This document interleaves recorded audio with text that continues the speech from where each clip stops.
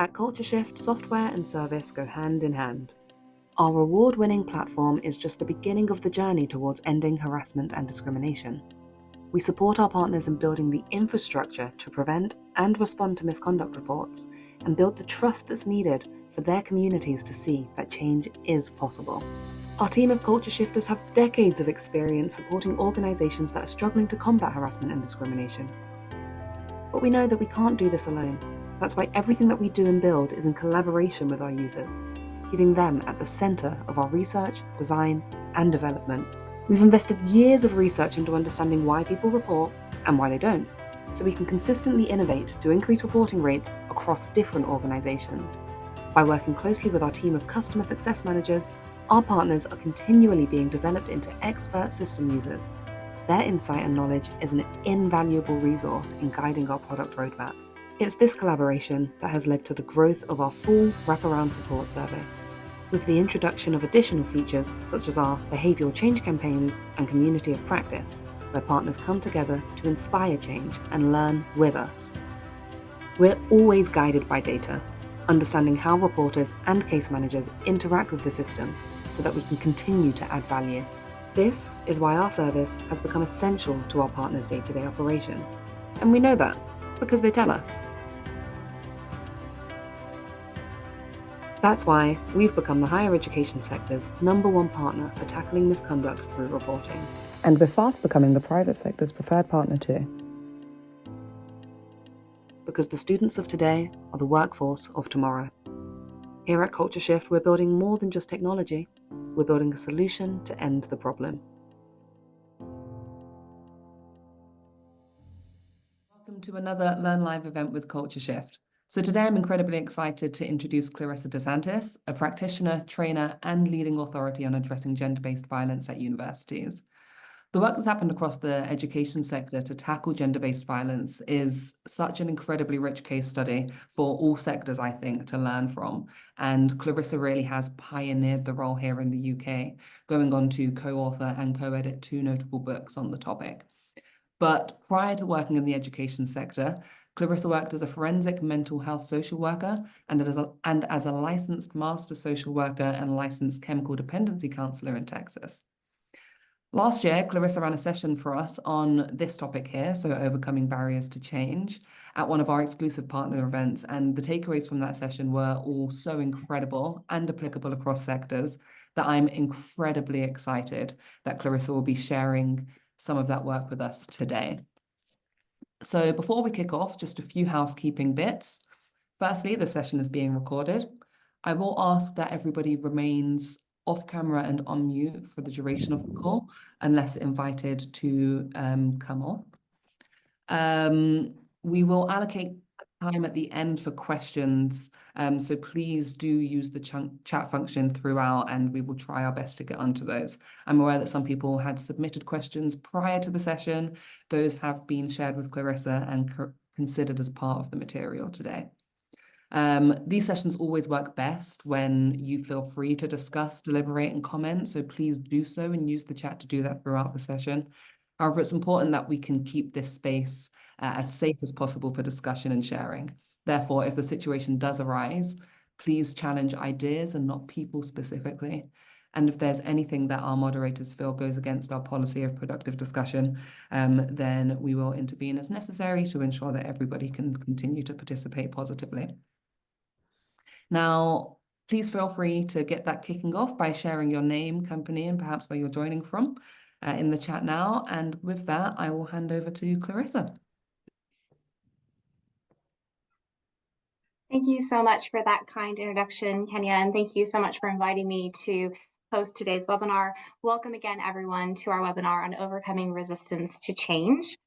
I hope that in today's webinar, you leave knowing more about how to identify types of resistance tactics that you might be experiencing in relation to any culture change initiatives that you are trying to promote or implement in your organizations. And I want us to ensure that you can consider strategies on how you can overcome these resistance tactics. The core source material for today's webinar is from a chapter called We Should Do Something Someday, which you'll learn is a type of resistance.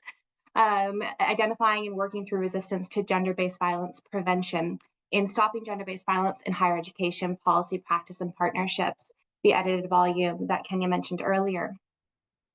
Although the lens that I come from is looking at gender-based violence, so sexual violence, stalking, domestic abuse, and other related forms of violence in higher education specifically, what I found with the model that we're going to learn about today is that it's very applicable across different forms of discrimination and social harms. And it actually comes initially from looking at resistance tactics used to stall or stop or repress gender equality work.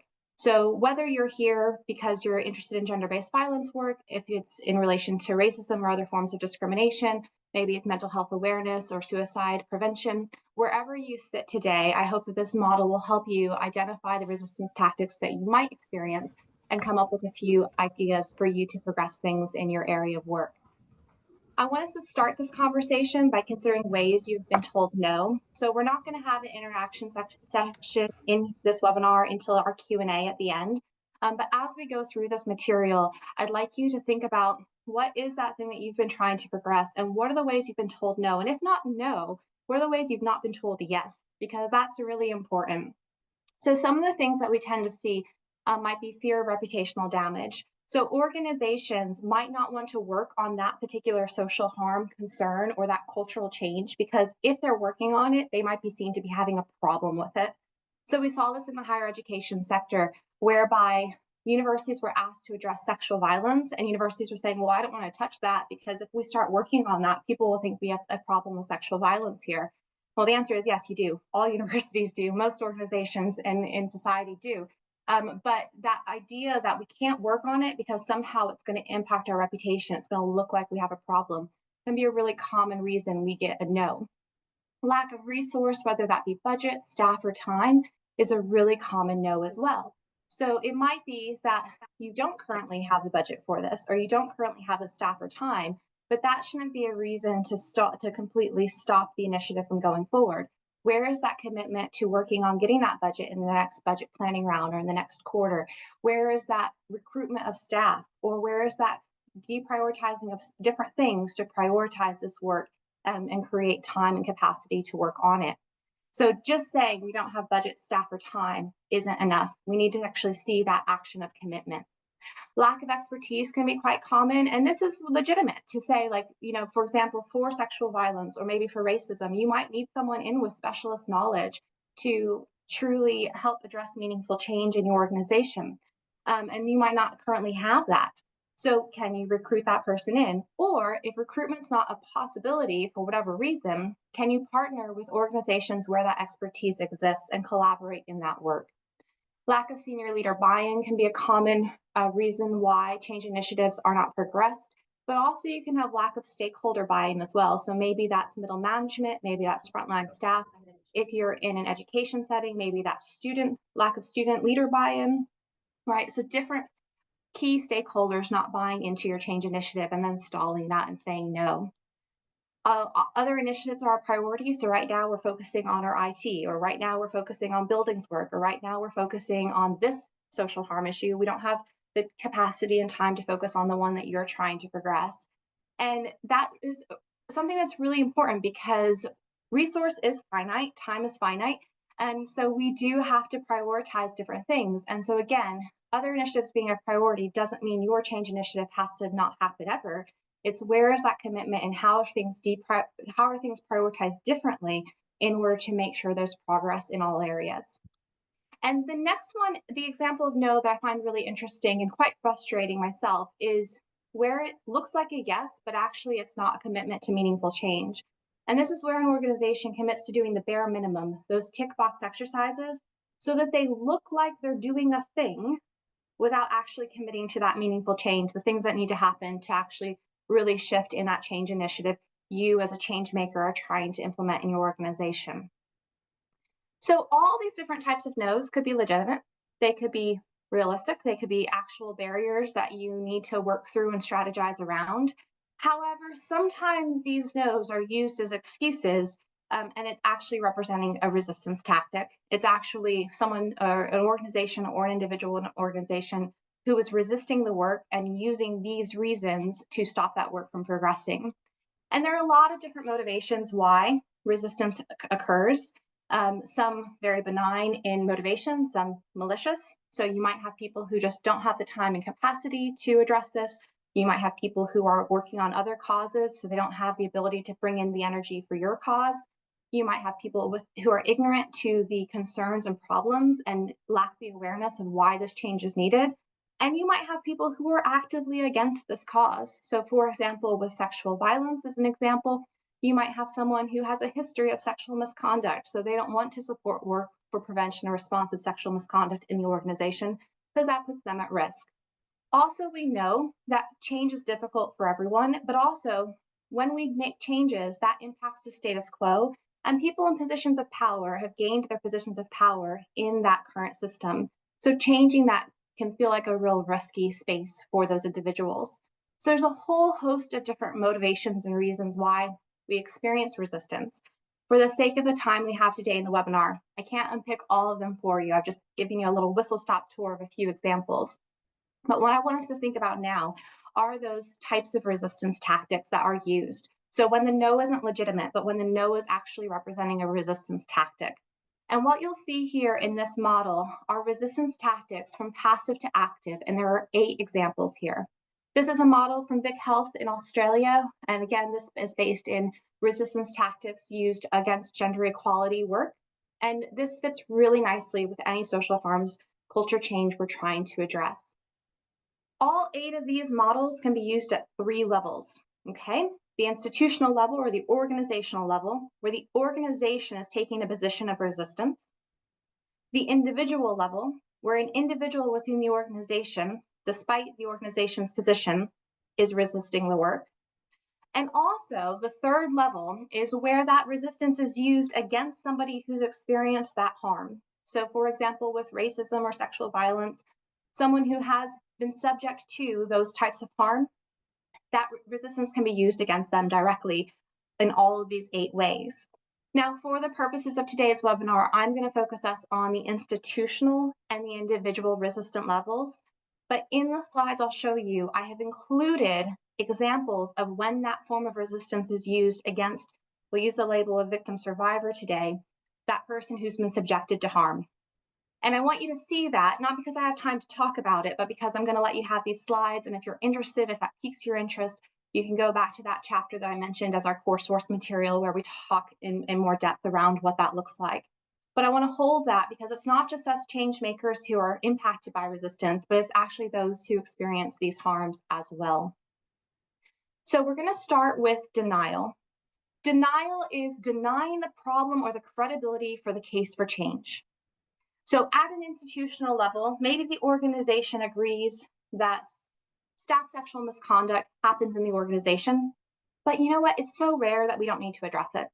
So they're denying the credibility for the case for change, right? Yeah, it's a problem, but is it that big of a problem that we need to resource anything around it? At the individual level, maybe the organization says, yeah, staff sexual harassment is happening in our organization, but a head of department in the organization says, well, that's not in my department, so I won't be needing to address that in my department, denying that it happens there. So as you can see, a very passive form of resistance. They don't need to do anything other than to say, no, it's not happening, or it's not that big of a deal. Disavowal is another passive form of resistance, and it's a real simple one. It's that it's not my job. Refusal to recognize responsibility. At the institutional level, that might be the institution saying, look, this is not for us to deal with. This is a police issue, or this is an NHS issue. This is a mental health issue. This is not for us. This is not our problem. Or at the individual level, someone saying, look, this is not part of my job description. It is not my job to go on training for sexual harassment or mental health awareness or racism or discrimination prevention, right? So they're saying not to do with me. And it's very, very passive because they don't have to do anything because they kind of wipe their hands of it. Inaction is another very passive form of resistance. And this is refusing to implement a change initiative. So maybe the organization says the budget's set for this year, no changes will be made, we're not addressing this. And then there's no commitment to consideration for this to be in the budget planning for the next year. Right? So it's just like, we're not dealing with that this year, and then there's no alternative available. Individual resistance might be Look, my staff are too busy to attend training, so I'm not even going to tell them about the training that's on offer, right? So saying, I'm not even going to give them the opportunity because they're busy. And so actually stopping that change initiative by failing to communicate what's available for someone. Appeasement is starting to move into an active form of resistance. And there are two forms of resistance that on a personal level just really get on my nerves, and this is one of them. Appeasement is placating or pacifying those advocating for change to limit its impact. Okay? So this is saying, yeah, we should do that someday, hence the title of our chapter.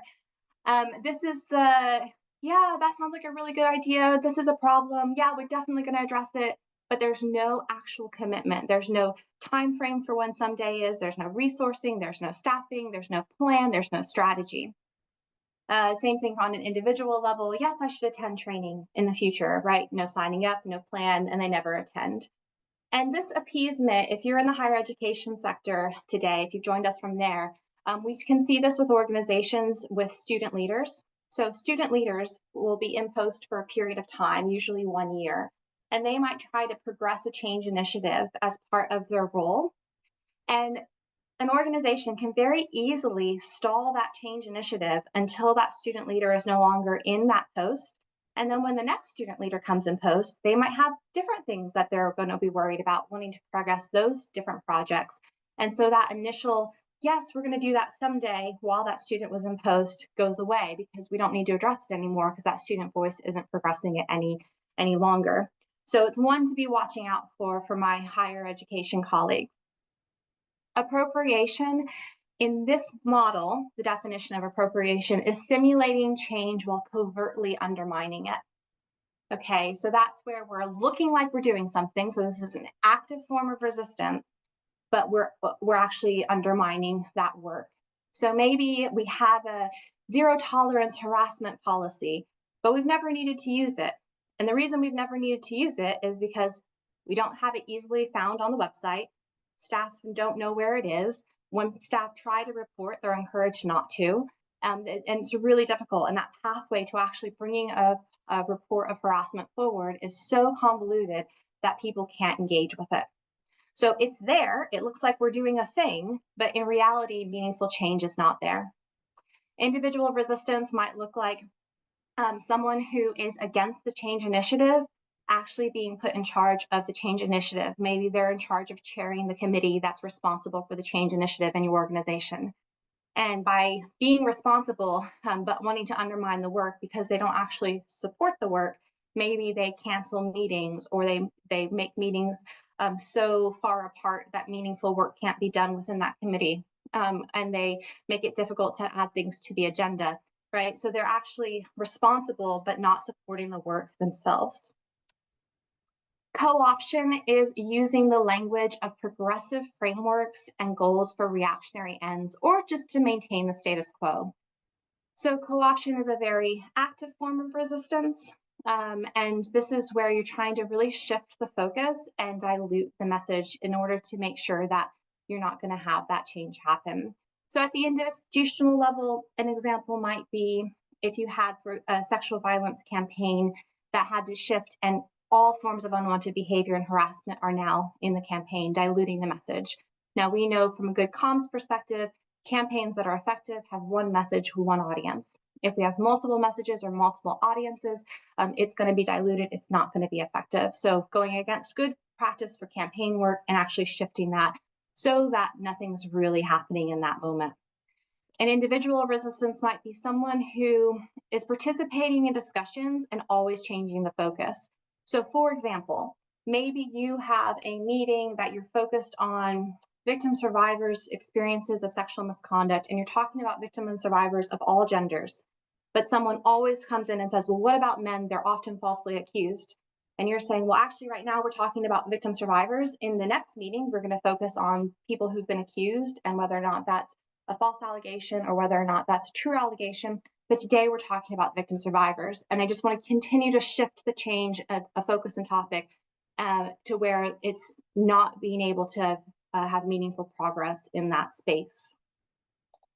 Another form of active resistance is repression. And this is the second one on my list that absolutely on a personal level drives me crazy. And this is reversing or dismantling a change initiative. Okay, so you have, as a change maker, done all of this really good work. You have progressed, you've done your short term goals, you're making progress on your change initiative. Maybe you've succeeded and the whole thing is implemented and it's there. And then something shifts and it's reversed or dismantled. Okay. And this is one of the questions that came forward prior to the webinar was, it's so hard to make change happen to begin with, but how do you sustain the change? And this is where you have to watch out for. You have to watch out for repression. At the individual or at the institutional resistance level, maybe funding or training is taken away without valid reason. So the service is being used, the training is being good, it's being successful, there's a lot of want for it, people are attending, there's people, seats are filled on the training, and there's good feedback on the course, and it's being evaluated, it's being shown to be working, and then it's taken away. But at the individual resistance level, again, another example with training might be a head of department coming in new, and once in that department, training was compulsory for all the employees, and now the new head of department says, no, it's not. You can go on it if you want, but I don't care if you go on it, right? And so repression can happen because of change of leadership. It can happen because people have come in with different values, different goals in mind, different understandings of what should or shouldn't be happening, but also can happen as a stalling tactic. So someone who realizes they can't stop something from happening, but then waiting until the eye's off that focus and then being able to take it away as well. So repression is a really active form of resistance, something yet you really have to look out for. And as change makers, it can be so difficult because you might be now onto your next part of the project, or you might be onto your next change initiative and not looking at that specific area, and it gets taken away. So you really have to keep that sustained look on everything that you're working on to make sure it doesn't, that repression as a form of resistance isn't used. And backlash is our final form of resistance we'll talk about today, which is an attacking or aggressive response. Okay, and now backlash is a form of resistance in literature is used in a lot of different ways, but just for this model, we're going to talk about it as that attacking and aggressive response. And I always struggle to give you an example of institutional resistance because my concept of backlash is just so outside of the professional space that I can't think of how an organization can hold that space. But when I work with other colleagues and practitioners, they say, no, institutional backlash, definitely experience that. And they give me examples.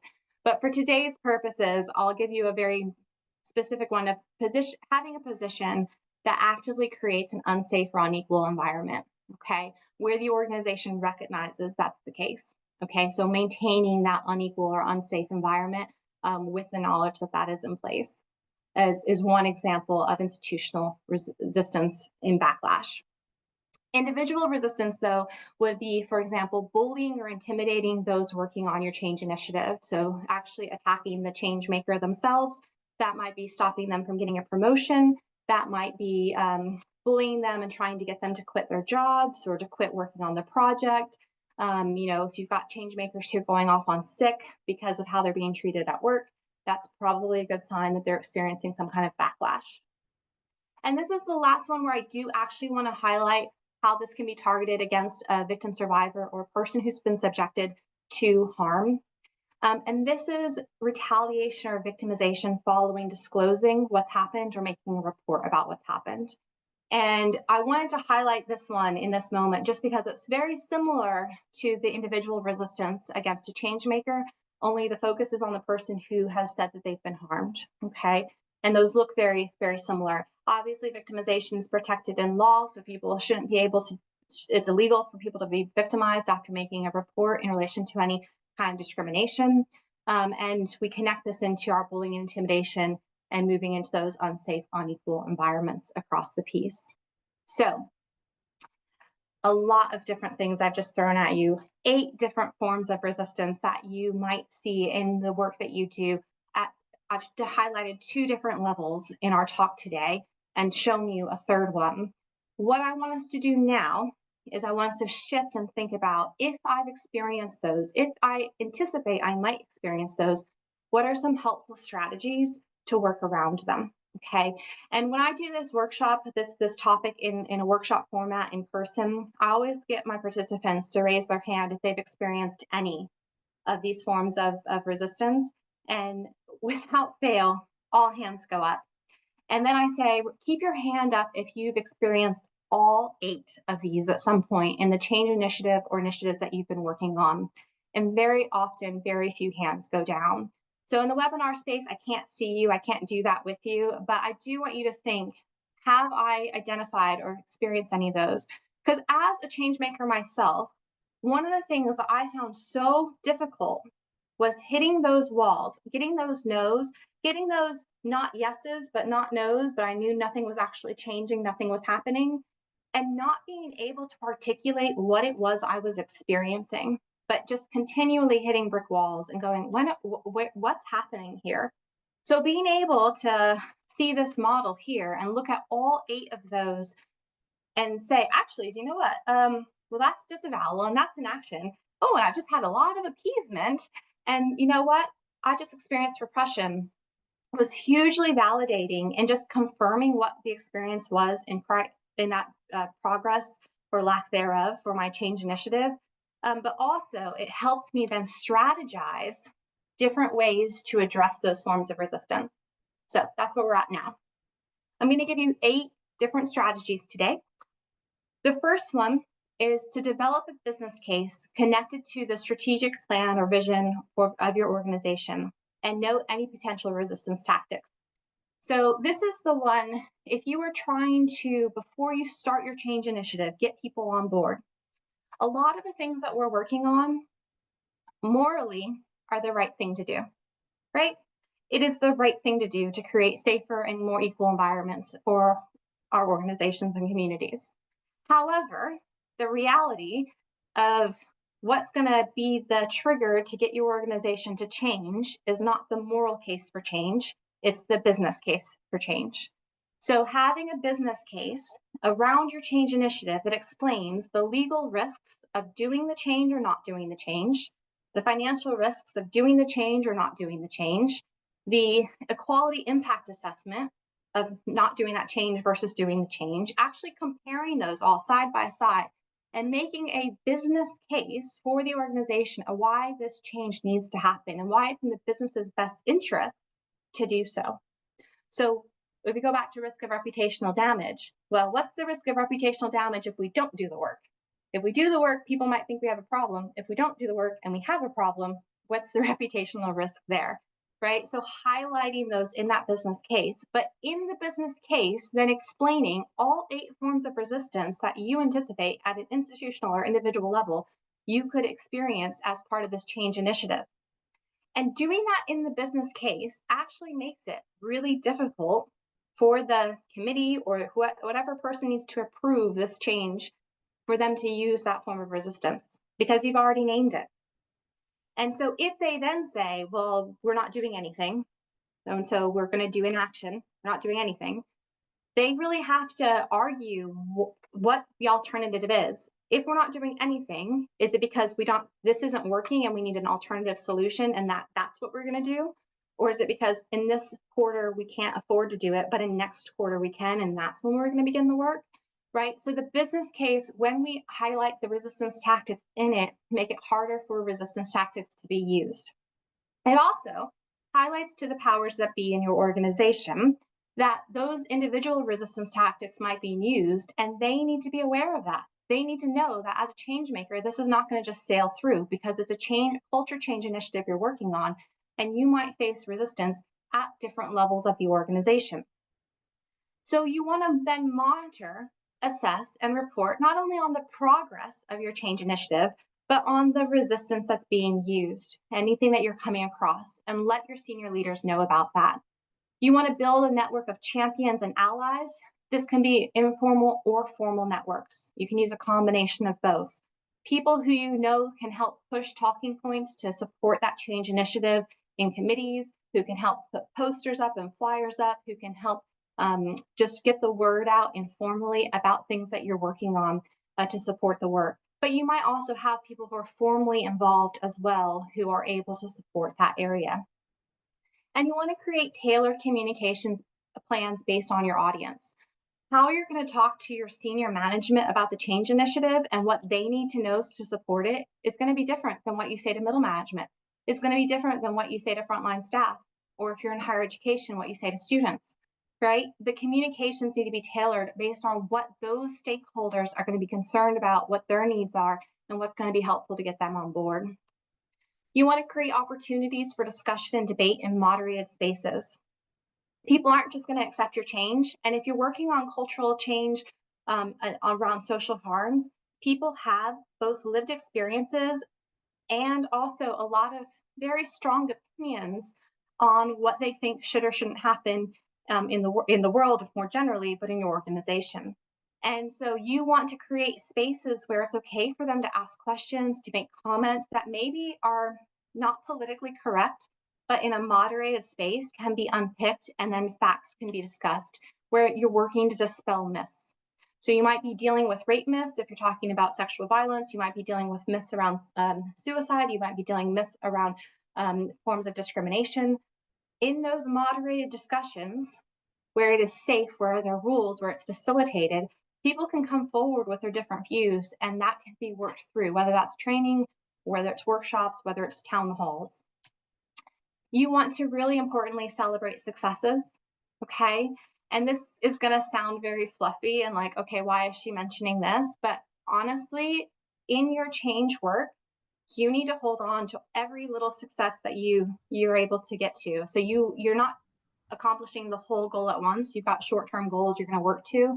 And every time you make that happen, whether it's getting one person on board here and this committee's approved this part here, and this stakeholder here has shifted their view and now they're on board, it's really important to celebrate those successes, because the energy it requires to actually implement these type of change initiatives is a lot. And so you've got to hold on to focus on those successes, because we as humans, what do we focus on? Negatives, right? We naturally do that. What we need to be able to refocus ourselves on is when we are successful, so that we are able to sustain that energy. And if I leave you with nothing else, it's really important that change makers have really strong self-care practice, okay? And I say this because this work, it can be difficult. And for me, as a practitioner, I'll be vulnerable with you. I will share with you that I can hold people's trauma. I've worked in mental health, I've worked in sexual violence, I've worked in different forms of violence, in court. In all these spaces, I've heard terrible, terrible stories of violence directly from survivors or from the survivors' families. And I've worked with people in their trauma and held their trauma. And self-care is really important. I've got to protect myself from the effects of vicarious and secondary trauma as a practitioner. But where it hits me, where it's hard, is when I experience resistance. Because that's the bit where I can conceptualize and understand and compartmentalize the bit around trauma and holding people's stories and experiences. But when we're trying to make good, positive change in an organization or community, and people aren't on board with that, and they don't see or agree or connect with the social harms that are happening, and that resistance is hitting, as a change maker, I find that the most difficult. And I feel like as change makers, we don't always talk about keeping ourselves safe, particularly if you're like a project manager. Maybe you're not in the trauma, maybe you're not that kind of practitioner level, but you've got to keep yourself safe, because this is absolutely draining. And so what I want to encourage you to do today, before we go into our Q&A, is I want you to think about one healthy coping skill that you can commit to doing today before you go to sleep.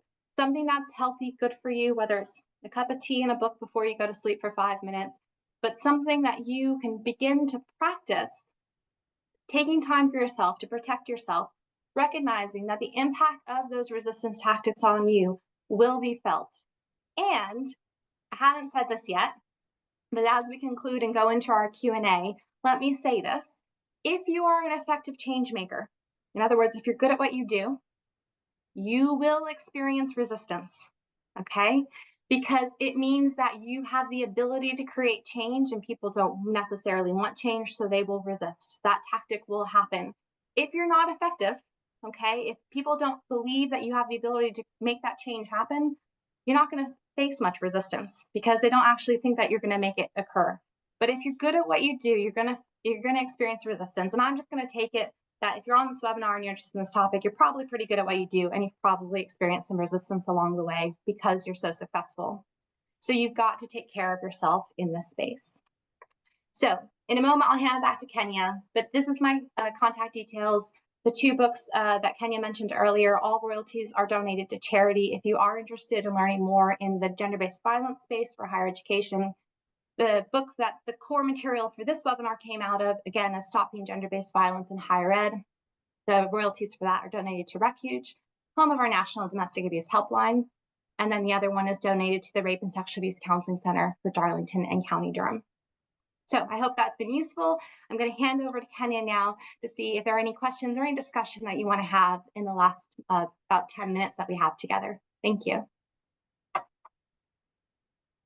Amazing. Thank you so much, Clarissa. That was, as expected, very, very helpful. Some positive feedback from Emma in the chat as well. And then just to move on to questions then, and please do feel free to drop some in. I know a lot of people left questions in advance, so anything that we feel hasn't been necessarily addressed, I might return to. There's one here that says, can you think of any examples where you have reported a specific type of resistance you were experiencing to senior leaders and they took action to remove those blockers for you? So I can think of an example whereby I wrote a business case for a specific change, and I said, these were that informally we've been asking for the change, we've been trying to make this happen, and inaction had been happening, but a lot of appeasement. So a lot of the placating, like, oh, yes, we're going to do that for you. Don't you worry. That's going to happen. We just need to wait another 3 months. We need to do that. And so I hadn't, the change that we tried to make at the time hadn't been ever put through a formal business case. It was more of something that we were asking management to have to do in meetings. And then I wrote a business case. And in that I said, these are all the different things we've experienced. And this is how that experiencing of that resistance has impacted staff morale. And immediately that change then was taken forward. And that recognition of, oh, actually, this isn't okay that this has been happening. And just highlighting that. And I think when you want to highlight resistance, it's not about naming and shaming. It's just saying, look, this is what's happening and this is how it's impacting. Which is really key, because I think on the general level, most people aren't malicious. There's a lot of other motivations for why someone doesn't support change. And so just helping them identify what that is can be really useful. No, absolutely. And I think with the frameworks that you provided, just having that knowledge, even if it's not necessarily something that you need to overtly communicate to people, but for you understanding what's happening so that you can figure out how to navigate that. Just a comment in there from Ruth saying overstretch can be another form of organizational resistance. Big change put on very few people. Absolutely, absolutely. And I think that relates to a comment earlier on with Hayley saying that she fears that some people may see her or her team as being some of those examples of resistance. Well-intentioned, but overstretched, which I thought was incredibly interesting. Yeah, and I think that's where we go back to motivations. And like I said, in this webinar, I couldn't go into loads of detail, but I categorize them into 4 parts. And one of the parts I categorize is the benign. And the benign is they're benign in their motivation. They don't, in principle, they support the cause. In principle, they want the change to happen, but they're juggling so many things. They have so many plates spinning at once. They don't physically have the capacity to create any opportunity to even begin to support what's happening. And that's where you look to, as a change maker, small goals. What can we ask that is small that progresses something in baby steps? Because baby steps are still progress, right? So if we can't get big changes in that moment, what baby steps can happen where there is capacity to make that change? And then looking to commitment for those bigger pieces as well. Nice, and for you, if you feel like you are the person who's being targeted, saying you're resisting this, like being able to communicate and say, this is the reason why I can't support this right now, but can you give me some small wins that I might be able to help with? Maybe having that dialogue. I think that almost answers the next question I was going to ask, but I'll ask it anyway. How do you find the balance between preserving people's right to pace their own journey and holding them accountable with their managers when there's covert or overt resistance? Yes, thank you for that. I think you posted that before the webinar, and I didn't get to fully bring that into the topic. So thanks for raising it again. So there's two different things here. There's helping people along the journey of understanding why social harms are not okay and something we need to address, and helping people shift their internal core beliefs about how the world works. Okay, so if we're talking about sexual violence, if we're talking about discrimination, if we're talking about hate incidences, if we're talking about mental health, there's a lot of misinformation out there that people have really strong views about those issues. Where if you were talking about, hey, this is something about physics that we need to talk about, maybe people are less emotive. Okay. And so what you want to do is you do want to create those opportunities for people to shift their core values and beliefs based on changes in understanding and knowledge, right? Based on facts, by dispelling myths. However, note that as an organization, there are some things that an organization can have a position on, and regardless of people's internal personal views, as an employee of the organization, they are going to need to support that work. It was all right for So sat out there for listening to the webinar, but can't really do is much. we want to Sorry. hold that that's something that when you're an employee for an organization, your personal beliefs, whether they're political beliefs or religious beliefs or whatever that is, that's so important to you, that is your belief. But at the same time, as an employee of an organization, there might be some things that you have to participate in or support. That's because you're under contract with the organization. So I think, sorry, I got a little distracted there for a moment, but I think if you think about it in that way, as long as you're not impacting people's ability for their personal beliefs to come to the front, they don't need to represent their personal beliefs. Like when I'm at work, people don't know my political or religious affiliation. That's not anyone's business. I don't bring that to the table, right? As an employee of my organization, I do what I need to do in my role, and I make sure that I'm being appropriate in the professional space. Don't know if that fully answers the question. Please ask a follow-up if that would be helpful.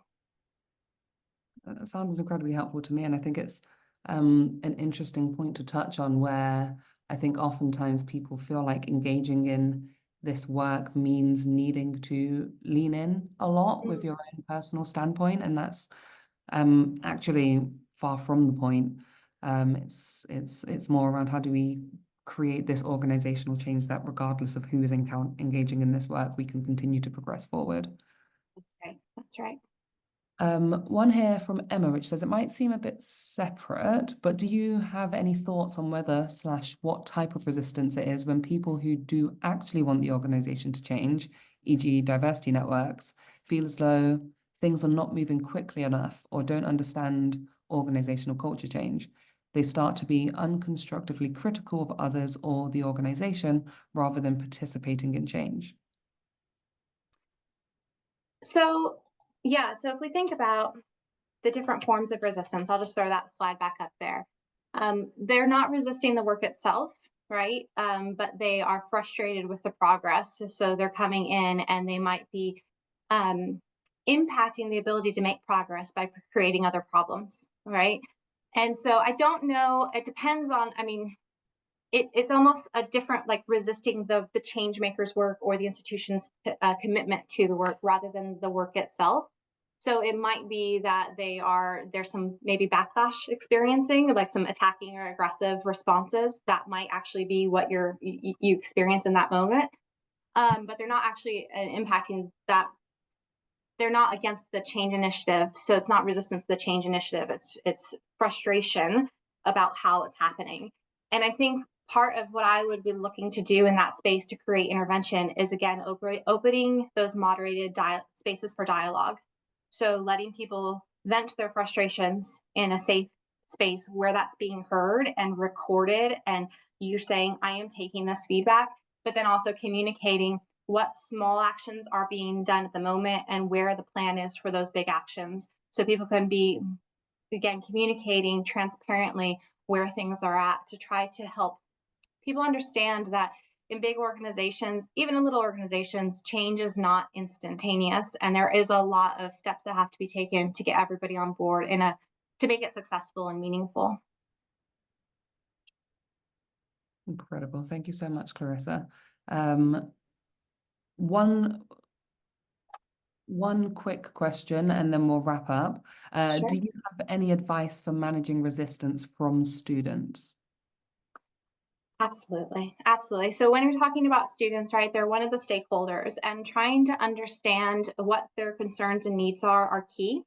And so if it's already a change initiative that's starting and then they're resisting it, trying to understand what the concerns are and what type of resistance you're dealing with. So is it inaction? Well, what's that inaction about? And are they in principle not agreeing to the change, or are they just disinterested? Are they ignorant to it? And then working with them. If it's bringing people in at the start, it goes back to that comms plan, making sure your communications and everything that you do to bring people on board is targeted. It takes a lot of work. It's a lot of resource. It's resource intensive to have specific talking points and communications for all the different audiences you're going to work with, but it's so important. And things like town halls for students, student focus groups, having student leaders who are on board, so finding those champions in your students' union. It might be staff in the students' union, that might be student reps in the students' union, having them help bring those forward. And sometimes it's very grassroots, right? We don't need this all to come from the top. Grassroots change is really important. Having people organically raise this is really important. So finding those grassroots champions as well can be really useful to working with students.